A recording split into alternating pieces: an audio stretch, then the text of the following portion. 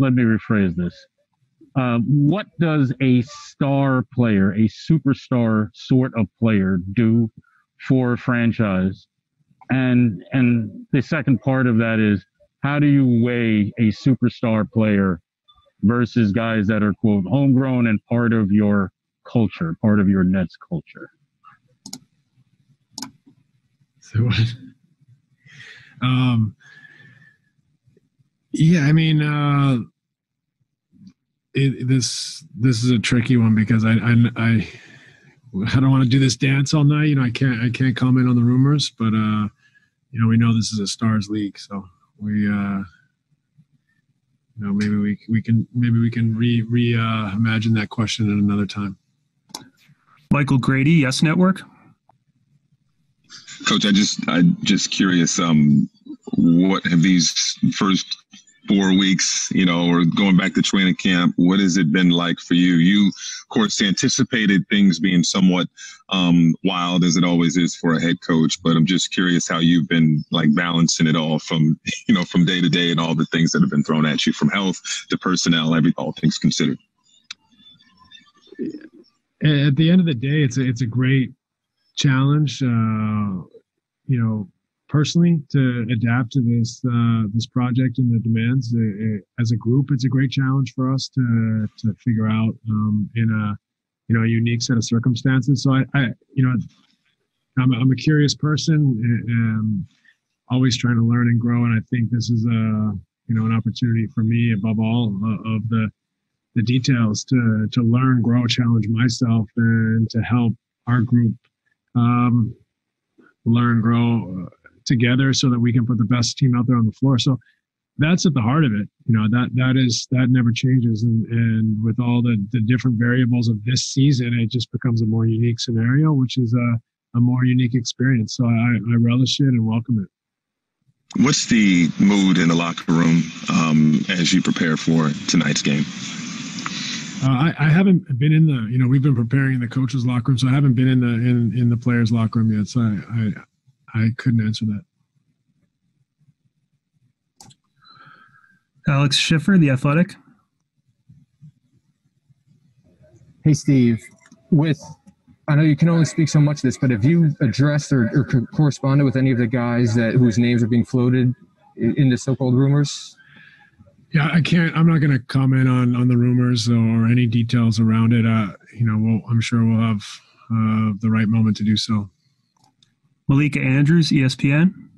Hey, Steve. Are Jared Allen, Karis LeVert, Rhodey, and Torian active tonight, and are they in the building? No, they're not. No, they're not active, and no, they're not in the building. That's correct, yeah. Thank you. You're welcome. Greg Logan, Newsday. Steve, I have two Kyrie questions.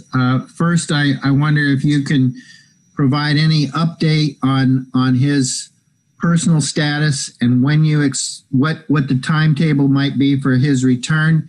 And second, if you ever had the chance, hypothetically, to pair him with somebody whose usage rate is even higher than his, how difficult do you think it would be to work out those chemistry issues? That's a great hypothetical, Greg. Well, we can address that at another time. But I haven't had an opportunity to know any new details about Kyrie's situation. So, I'll just rely on the front office to learn more as we go. And they're the ones I think that are going to do the messaging on that front. So. Christian Winfield, New York Daily News. Coach, I have two more here for you. One, just how aware are you of these trade rumors and conversations that are happening before now? Like, is this a shock to you, or did you know that this was in the works behind the scenes? And secondly, just as it pertains to Kyrie, obviously he's out for personal reasons. Don't want to infringe on that privacy that you guys have asked for. But in terms of him being in public places without a mask on video, I mean, is there anything that you have to say as a response to that being such a blatant violation of the league's protocol for coronavirus? I hate to continue with this thread, but I'm not really going to comment on either. Like what the details of the rumors or Kyrie's situation. It's I don't know that it gets us anywhere today. So apologies. Sorry. Bruce Beck, NBC New York. Steve, how do you get superstars to work together and submerge their egos, especially if you get one more superstar?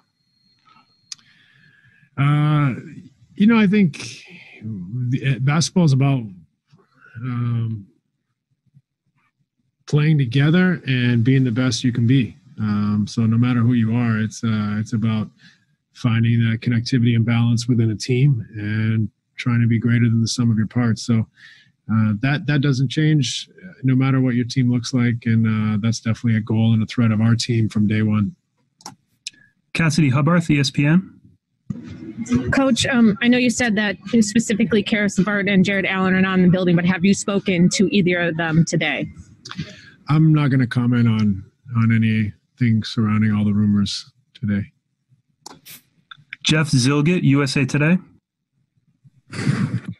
Hey, Steve. I know this hasn't been the smoothest of starts for you.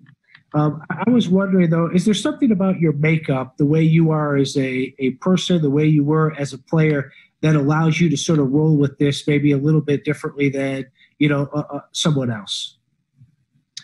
That's a good question.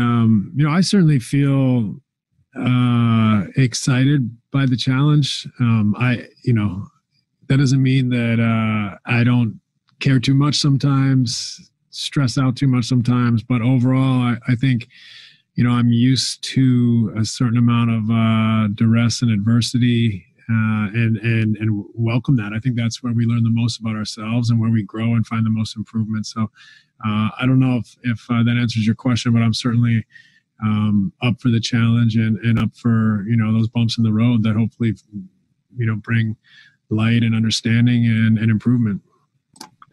Brian Mahoney, Associated Press.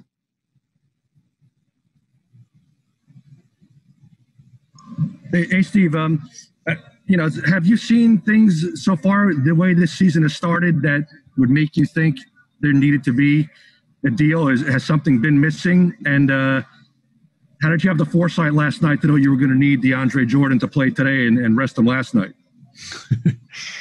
I told you guys I'm clairvoyant. So that was simple. Look, we this season is going to pose a ton of challenges. We are just working through them.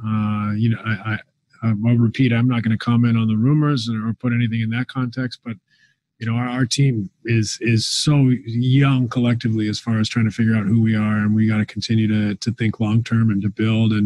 And with so little practice time, we got so much work to do that can't be done in the short term. It's got to be projected out over the length of the season. So there's a lot of things that we need to identify, work on, clean up, and improve on. And that, I think that's going to be a process that, obviously all teams are continually looking to improve, but for us in this kind of early stage of our development, that is going to be for sure a season long,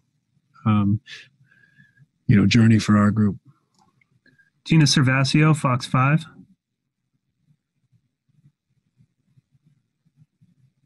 Trying to get that.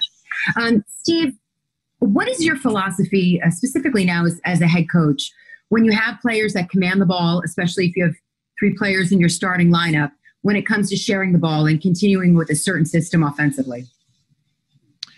I always talk to our players about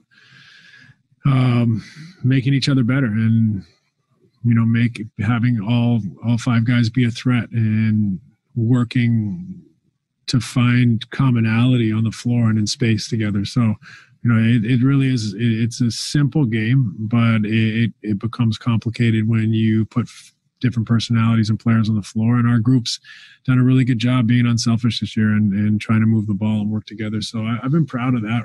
I don't think we've struggled to share the basketball this year. Last question, Michael Grady, Yes Network. Coach, on the game tonight, what kind of challenge are you facing with Kevin playing his first, back-to-back, second half of back-to-back in a game where you're, clearly shorthanded with bodies available? We'll have to see how it goes. We have to protect Kevin, but I think we start the game with an open mind that he can play regular minutes, but we also have to kind of see how he goes and how he feels. He did have a week off, and then this will be 3 games in 4 nights, so there's a mild concern there, or in the back of our mind, just the thought that we may need to protect him. But we go into it with an open mind and see how he feels, how he looks, and how the game presents itself.